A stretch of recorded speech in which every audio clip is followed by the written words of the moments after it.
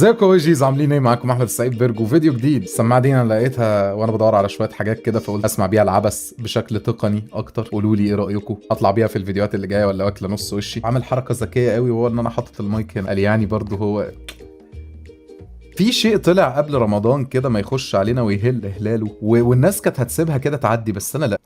انا من الناس اللي احب قوي اقفش العبث، اعمل عليه عبث فيبقى كوميديا، ما سيبوش كده. هي دي بتاعت ذا بلايند ديت شو. الحلقه دي عبثيه بشكل بشع، رموها لنا وطلعوا يجروا عشان يلحقوا رمضان وايه، وقالوا الناس هتنشغل. نسيتوا ان انا موجود على البتاعه دي. نفسي في باستا. الفيلر مش قافل، مش مخليها تتحكم في اللبس. اللي نزل لك واسكتي بلا نفسي في باستا. هو انت بتتكلم كده ليه حبيبي؟ انا كوين. أيوة، ما تاكلي اللي انا قدامك اديك واسكتي. الاوردر، انت تنفذ وانت ساكت. لازم هنا تكون بتهزر. ده ذا بلايند ديت شو، ودول اتنين ما يعرفوش بعض. دول اتنين ما يعرفوش ربنا. انا كان لازم اقول الإف ده. دايما الكومنت ده بيبقى اول واحد عندهم جايب اكتر لايكس. سندس الدكتور اللي عمل لك الليف فيلر دي بجد محتاج اعرف اسم، محتاج اعرفه، محتاج اقعد معاه اكلمه اقول له فهمني. مش ده الشكل اللي ربنا خلقنا عليه اظن، يعني ما شفتش حد كده طبيعي. انا عايز اطلع فوق، طلعوني فوق، انزلوا انتوا تحت. انا امشي الدنيا كده وانا اقعد هنا. لا ما تقعدنيش مع سندس، لا رجعني تاني بقى. السلام عليكم. وعليكم السلام. هاي، ازيك؟ الحمد لله. نزلت ديت. نزلت ديت. ياه وو ايوه. نزلت ديتس قبل كده؟ لا انا بلعب بدل، هوايتي المفضله. ديتس قبل كده؟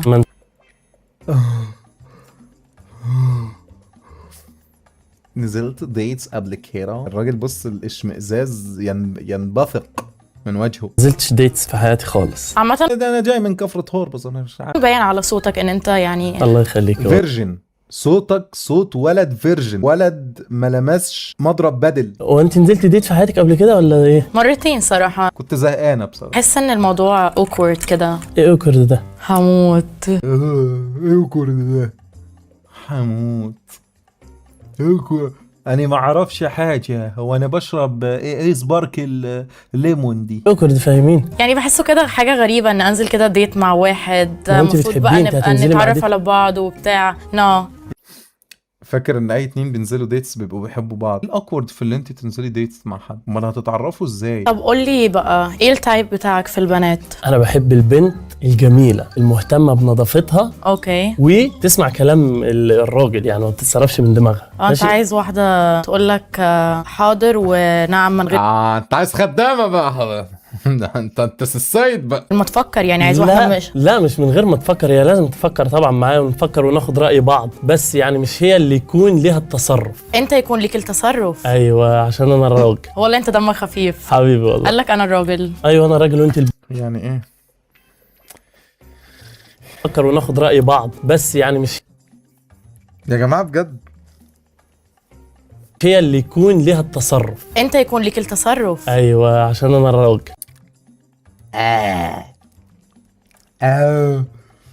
هو اللي انت دمك خفيف حبيبي والله. قال لك انا الراجل. يا جماعه بجد في حاجه في السيمتريه مش مظبوطه عند سندس. راسها اكبر من جسمها. ايوه انا راجل وانت البنت. واللي هيحصل اللي انا هكون عايزاه. لا انت كده بقى. لا انت اللي كده بقى. طيب ماشي اللي اقول. هو انت اللي كده بقى في ايه؟ هو انت جاي على الراجل ليه؟ انت جاي مع شخصية دوميننت نعم يا وسط.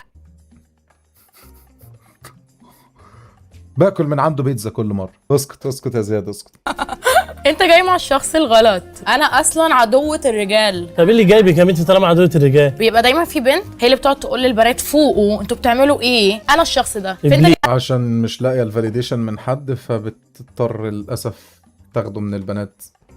كوين يا انا الشخص ده. فانت إبليس جاي مع يعني. شخص غلط. طب امنع الكلام بقى. اسكت. عرفتي ايه اللي انا بحبه في البنت؟ ان هي تكون نظيفه وعلى طبيعتها كده، بس كلمه نظيفه دي قصدي من جوه ومن بره. انت بقى ايه المواصفات اللي فيك عشان البنت تحبك؟ طيب بصي، هو ما حدش بيمدح نفسه، بس انا اقول لك الصفات الكويسه اللي فيها الفقره الجايه. اوكي. انا اسلوب دعائي رائع، احييكم. بيهتموا بالواتش تايم. الناس دي يوتيوبرز. بتروت سالاد، رينجا سالاد. طب ما حلو ده. البرنامج ده اول ما الكاميرا بتدور البنت بتبدا تروح ايه، قاعده كده. قول لي ياض يا ابني انت ايه انت مين وعايز مني؟ لا انا عندي بيست فريند ولد. انت ما يبقاش عندك حاجه. انت ما انت قول لي مواصفاتك. ايه الحاجات الحلوه اللي فيك وايه الحاجات الوحشه اللي فيك؟ والله انا انسان. بجد؟ والله انت كوميدي عامه، يعني you're funny شويه. انت ايه الاكل اللي جالك بس؟ انا بجد مش عارفه. جايب لك طوب ولا ايه؟ نو سي فود، انا بكره السي فود. طب ما تدوقي كده وقول لنا. طب ما ما تعرفش ان هو رنجة. تاخد الطبق بتاعي، انا كده مش هدوق. ليه؟ نفسي في باستا. كل اللي نزل لك واسكتي بلا نفسي في باستا. هو انت بتتكلم كده ليه حبيبي؟ انا كوين. أيوة، ما تاكلي اللي انا قدامك اديك واسكتي. الاوردر انت تنفذ وانت ساكت. كلي واسكتي بلا نفسي في باستا. اكيد هو مش عايز ده يحصل، اكيد هو رايح ما كانش فاكر ان ده اللي هيحصل او ده اللي هيتقال له، ان هي كوين وهي اللي تأمره وهو اللي قاعد بيبرر. غيرك مش لاقي. طب ماشي، قولي طب الحاجات الريد فلاجز والحاجات اللي انت عايزه تبقى في الشخص اللي معاك. والله الحاجات اللي انا ما بحبهاش في البنت اللي هي تكون مصطنعه، اوكي واللي هي تكون كدابه، اوكي. وبرضه انها تكون ايه ما بتاكلش الحاجه اللي قدامها وتسكت. انت جاي تفضل مستقصدني ها؟ لا يعني بحب البنت اللي بترضى بالحاجه، تقول الحمد لله على انت نفسك في الحاجه. واحده تقول لك حاضر ونعم، ما عندهاش مخ. لا. هقول لك على حاجه، كل الرجاله انا بحس كده الصراحه، كل أهو بقى ابتدينا الرجاله جنان. اسمعني كل اسكت الرجالة. واسمعني، انا لما انا اتكلم انت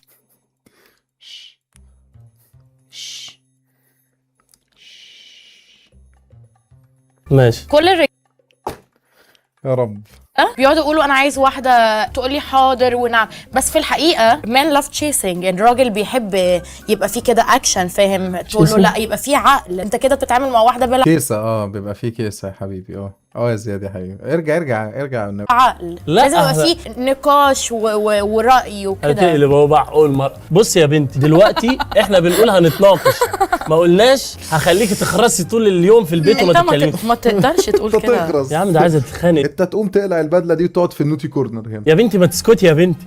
طب قول كل. جمله غير جملتي. دلوقتي بقى ايه الحاجات اللي انت بتحبيها في الولد؟ يكون بيعرف يتكلم، يكون ذكي، ما مسكش الفيزا معايا وانا ما رايحه. يمسكش يا حبيبتي. هو يدفع كل حاجه. يا حبيبتي عايزه يدفع كل حاجه. اكيد. طب يلا نسيب الخيارتين دول عشان الراجل يكونوا المفروض بينا. يبقى هو البروفايدر، يعني هو he should take care of me يعني. يعني انت دلوقتي بتقولي وانت معاه مش عايزاكي تمسكي الفيزا خالص، صح؟ طبعا هو الراجل. يعني انا هصرف عليه. عبث خراوي بيحصل، كلامي يتسمع، انا عايزاه يبقى فاهمني، انا عايزاه يدفع لي هو ان هو الراجل. قبل كده لا، مفيش فرق ما بين الراجل. انت ايه الراجل وانا البنت؟ لما قال لها انا الراجل وانا البنت، انت عايز بنت واحده تأمرها؟ لا انا الراجل لا، بس لما تيجي في موضوع الفيزا هو يدفع عشان خاطر هو الراجل. ما دي ازدواجيه في المعايير. البنت دي والانواع اللي منها، راجل انا عايزاه بقى، انا عايزاه يبقى اللي هو اللي انا عايزاه واستحقاقيه عليه، ويبقى عندي بيست فريند ولد ويصرف عليه دراي فود، يجيب له البادز. بس هو لو فكر يبص لبنت تانية عشان طبعا شكلها قدام نفسها، مش عشان هو يولع، اكيد محكمة الأسرة من غير البنات دي هتقفل. بطلتيش لك من ساعه ما ماما قعدت. ميا خلينا اتكلم. بحب فعلا ماما مية. بحب تحبي ايه؟ تحبي الفلوس؟ طب ممكن تخلينا اتكلم؟ انت ما بطلتيش لك من ساعه ما ماما قعدت. ميا خلينا اتكلم. والله العظيم عمرها ما قالت لواحدة من صحباتها ماما مية خلينا اتكلم. اكيد في يا دين امي اللي بيحصل ده. يا ماما مية، يا ماما 100 او 200 بقى. بحب الولد يبقى اسمر شويه. انت شفتيني ولا ايه؟ شفتيني بقى. بحب التاتوز كده. تاتوز يا بنتي حرام. صح، بس بحبها. طب اعمل ايه؟ انت بتسالني على التايب بتاعي. سلام عليك يا ما زوز. تحسسنيش. ها؟ انت طب التايب بتاعك ايه في البنات؟ البنت اللي هي مش متصنعه، بحب البنت اللي مش متصنعه. اوكي. بكره البنات اللي هي بتعمل الحاجات في نفسها، يعني بتغير وشها، بتعمل ما بحبش عمليات التجميل انا. انت قاعد مع بق بس نايس ان هي متقبله حاجه زي كده. اوكي. وبحب البنت البلوند. مفروض يبقى ان الشعب المصري مش بلوند، هو بيقول بيحب البلوند، هو مش بيحب المصريين. لا انا بحب المصريين. ازاي بقى؟ بس ده يعني مصري بقى. بلوند بلوند مش عامله شعرها اصفر، واحده يعني ممكن اتولدت تكون بلوند. هي مصريه بس عامله فيها بلوند. عادي. اوكي حبيبي. حبيبي. ايه اهم بالنسبه لك، الشخصيه ولا الشكل؟ الشكل. انت على فكره بني ادم سطحي. والله حبت طوله عشان 190، قالت انا عايزه واحد اسمر كده. قال لا انا بهتم بالشكل. انت بجد واحد سطحي؟ انا قدامي عبث. هي سطحي. يا لهوي. ايه اللي يا لهوي؟ مستغربه من اجابتك. طب اكدب. طب لا ما بكدبش يا حبيبتي، انا في بدايه الكلام قلت لك انا ما بكدبش. انت عايزه تكدبي يا مع نفسك. عنده انجر ايشوز يا جماعه. انجر ايشز. هاتي بس شويه الاكل اللي قدامك دول وخدي دول. امسك. ايه ده؟ تونه دي ولا طب كملي يلا. انت دلوقتي يعني بتقولي ان انت عايز واحده طبيعيه مش عامله ولا فيلرز ولا اي حاجه في شكلها، أيوة. وبعدين بتقولي ان عايز واحده ما تكونش بلوند حقيقي، يعني تكون عامله شعرها اصفر. يا حبيبتي، ما هو الشعر ده دي حاجه عادي ممكن نغيرها في البيت عادي، طب ما كل لكن حاجة ما نروحش ممكن نعمل تتغير. عمليه الفيل- ونغير وشنا. عمليه هي ما بتبقاش عمليه، فيلرز دي حقنه ممكن تتدوب، يعني هي ما تخليكي طبيعيه وخلاص واحمدي ربنا. ما اجمل الطبيعه. عشان كده البنات الطبيعيه بتبقى اجمل دايما من البنات اللي هي. انا صراحه مش ضد العمليه، ان انا اذا واحد شايف ان في حاجه مضايقاه ما يعملها، يعني ايه المشكله؟ طب ما تقولي لنا كده، انت طبيعيه ولا عامله ايه في الدنيا؟ استنى هتشوف. اما انت ما بتاكليش ليه؟ عشان انت خدت الطبقي. ده انت مش قادره تحمدي ربنا وتاكلي الطبق قدامك بقاله ساعه. رغيف عيش تموين بس، الله يرضى عنك حبيب اخويا والنبي. وانت بقى لو اتعرض عليكي شخصين تختاري اي واحد؟ انا لو اتعرض عليا كنوز الدنيا مش هختار ولا واحد. شكله حلو ولا شخصيته حلوه ولا اللي معاه فلوس؟ انا صراحه مش بهتم ولا ايه. لا كملي، ما بتهتميش لا، بايه قلت غير إيه بالفلوس؟ أنت؟ بتقولي ايه ما بتهتميش غير بايه؟ اتفضل. هموت بجد. انا صراحه مش بهتم بالشكل، شخصيته رقم واحد، واكيد لازم يبقى عنده فلوس اكتر مني، ان هو اللي يعني هو اللي هيتعامل في الفلوس، مش انا عايزه الف العالم، عايزه يا اعمل بنتي حاجات مش كل كتير. حاجة انا فلوس. حقي. عايز الف العالم. شكله عالم ايه، الله يرضى عنك. رغيف تموين الله. الرنجة عايزة طحينة يا راي. اللي هيلففك كده. والله البنات دي فجرة، مش قصدي. حاجة جامدة والله، من غيرهم الحياة تبقى ان انا اكون عايزه واحد انا عارفه قيمه نفسي. اذا اتجوزت واحد اقل مني ماديا انا كده هروح اعدي عليه بعربيتي ولا ايه؟ مش فاهمه. هي يا جدعان بترمي بتدس السم في العسل بالطريقة. هي عاشت أوسخ حياة مع الإكس بتاعها، فطالعة بترمي على الهوا. ده اللي أنا متأكد. والتاني ليه إكس ما بتستحماش، أنا متأكد، عشان كده قال نظافتها الشخصية من بره ومن جوه وبرر بده. فأنا فاهم الصورة، يعني أنا قاعد بلعب كده معاه. لا، ما ممكن اقل منك ماديا بس يعني. بس ايه بس هي فيها بس بيحبك. ما فيش حاجه اسمها حب. ما اهدى بقى، اهدى والنبي والحركة دي. الحب بالنسبه لي بيدوم 4 سنين وبعدين بيسقوا من بعض، فعلى الاقل اكون بعيط في فرانس ولا حاجه. الحق. انا مش بتنازل، عايزه واحد شخصيته وشكله وكل حاجه. طب لو هو اصغر منك وعنده فلوس؟ اصغر مني بقد ايه على حسب يعني. يعني مثلا هو انت مثلا عندك 25 وهو عنده 20 وعنده فلوس، وعاجبني يعني شخصيته حلوه وكده كله يعني بيرفكت، عادي. وهو صغير كده عادي اذا شخصيته حلوه اكيد هيبقى ناضج كفايه يعني. طب لو هو مش ناضج لسه ما استواش؟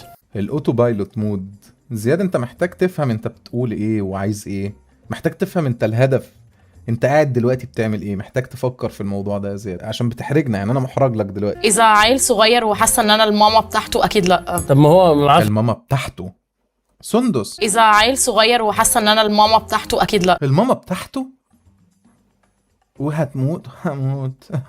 بتهزر. وبتاعته حتى دي في يو بقى. طب ما هو معاه فلوس وانت مامته، عادي تصرفي انت، تصرفي. انا بدور لي على سبونسر ولا ايه؟ لا طبعا. ما انت لسه لازم راجل يبقى راجل، يعني يبقى شخصيته اقوى من شخصيتي. مش لاقيه بس يعني هلاقيه ان شاء الله. طب انا هاكل بقى. يا نهار ازرق، يا نهار سالب 100. وده فعلها وضع الارض. فلوس. انت عشان بس مش عندك فلوس فمتجنن من الكلمه. مين اللي قال لك انا ما عنديش فلوس؟ انا عندي يا حبيبتي فلوس الحمد لله. الحمد لله، ربنا يرزقنا جميعا. يا اي لا لا سمعته ده غلط. لا سمعته ده غلط بعد بتاعته. يا رب يا رب جميعا. ربنا يرزقنا جميعا. يا عم بقى الله يرضى عنك. فرايد كاليماري ماشي. اتفضل. بس عينه مش على الورق، عينه على الاكل اللي جاي. يا عيني. كاليماري جايب لي كاليماري. سوشيال لايف. بسم الله. نعم. نزل لك ايه انت؟ حاجه كده من البحر، معرفش اسمها. حتى انا بلح بحر باين. يا الله، الاتنين على الله، اقسم بالله اقسم بالله الاتنين على الله وعايشين على بعض بس مش بحبه. طب وريني كده. خد كل اطباقي بعدين طب بس تعرف أشوفه اني بس. عشان إيه تعرف بقى اني مضحيه. هاتي بس بلا مضحيه. امسك. ايوه كده. اوعى هتاكل بلح بحر ولا اكله؟ لا مش باكل ماشي. يعني عندك شهية. طب عندي. اديها كاليماري. محمد والنبي رغيف تموين انا طالبه من الرنجة وميه بس صحيت ابوه. شاي، كلنا عندنا شاي. ما شاء الله. عايزه تشوفي ايه الاكل اللي عندي؟ عايزه حته؟ اذا حاجة سي فود او كده نو. لا خلاص سي فود، سيبيها بقى. في البنت اللي انت تبقى معاها يكون عندها بيست فريندز ولاد يا الله بقى انا بصي انا ولا موافق على بيست فريند ولد ولا تقعد على القهوه بالبيكيني. قلنا لو عايزه تتجوزيني اعملي اللي انا بقول لك عليه. انت عايز تتجوزني؟ والله العظيم ما عاوز. انت عندك صحاب قريبين منك بنات؟ عندي اصحاب قريبين مني بنات، بس لما اتجوز مش هيكون عندي. حلو. انت بقى عايزه تتجوزي ما قلتش. ويكونوا عندك. افترض ان احنا اتجوزنا، ايه المفروض لا اخسر؟ قدر الله. ايه المفروض اخسره تاني غير صحابي الولاد؟ دماغك الناشفه اللي انت ماسكاها دي، تسمعي كلام الراجل اللي معاكي في البيت. طريقة تفكيرك صعبة. لا هو ده الصح. احنا لازم نفتح بيت. الحياة شراكة ما بين اتنين. شراكه ايه؟ يخرب بيتك. شراكة، انت مثلا تعمل المواعين، انا انشر.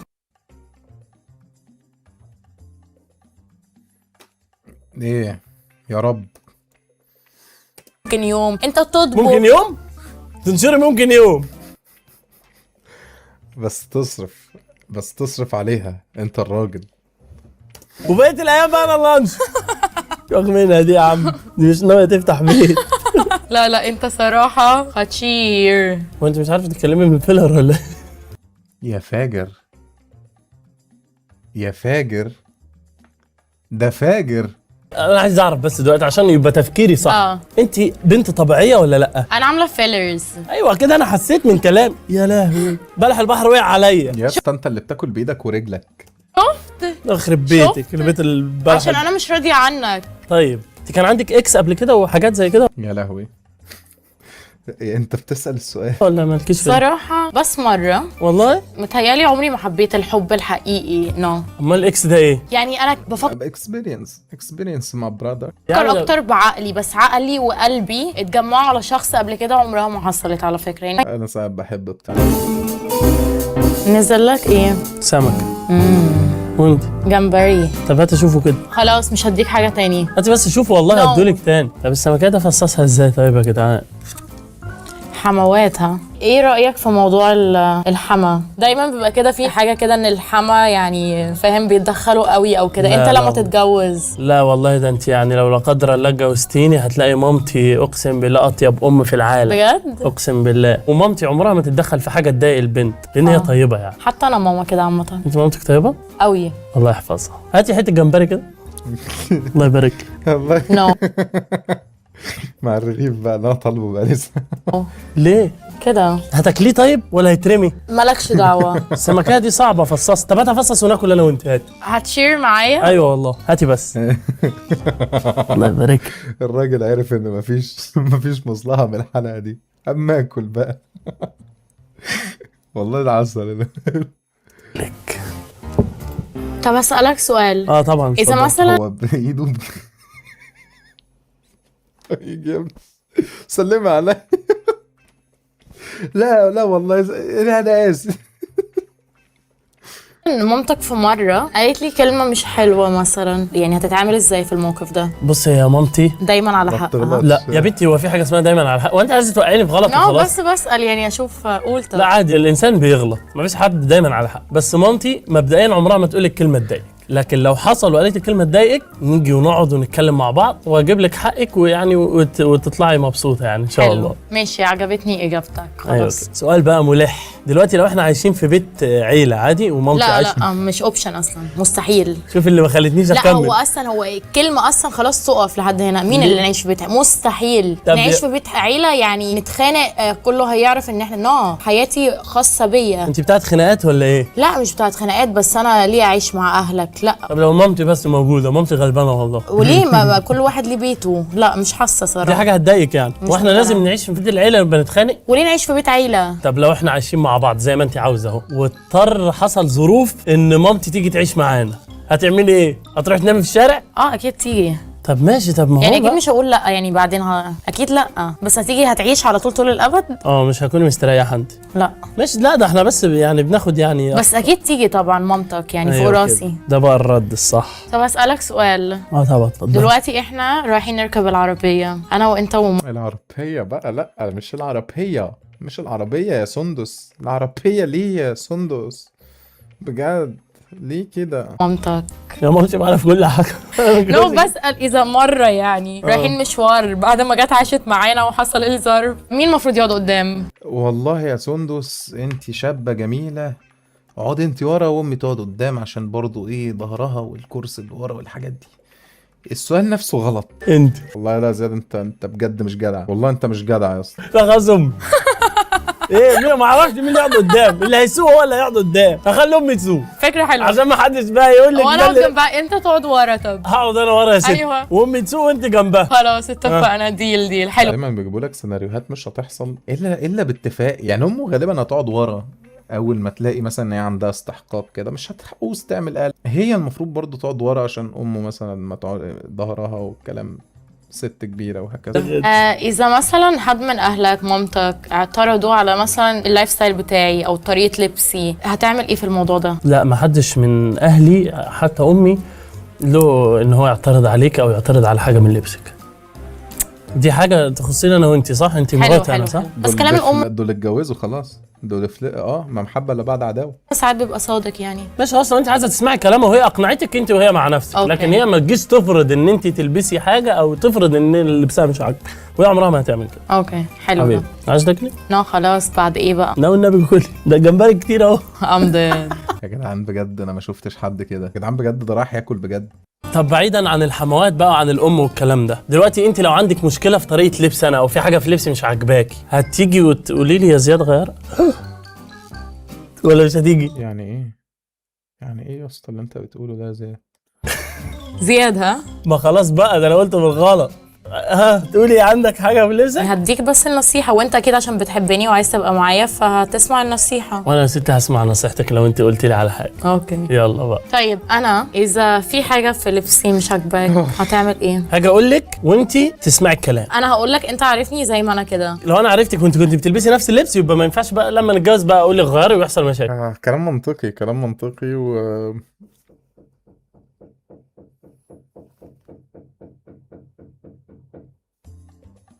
ماشي. اوريكي كله لا وانت تمشي في الشارع تعملي كده. عايزه الف في العالم، عايزه اعيش لاكجري. لا انا ده حقي يا ستي طب هعيشك احنا دلوقتي في الدهب. اخلص بس طبق الجمبري ده وهعيشك اللي انت عايزاه والله. تخيلي شكلي عامل ازاي؟ طويل واسمر ومضحك وانت مضحك اتخيلك مضحك. حاسه ان في اراجوز قاعد جنبي. اتخيلك كده انسانه مش حقيقيه. اتخيلك لعب. حقنه بوتوكس قاعده جنبي، فلارايا واقعه من شفه هدى المفتي. للدرجات دي يعني؟ خلينا بقى نشوف. تفتكر يلا بسم الله. هننزل ديت تاني مع بعض ولا لا؟ نو بيرفكت.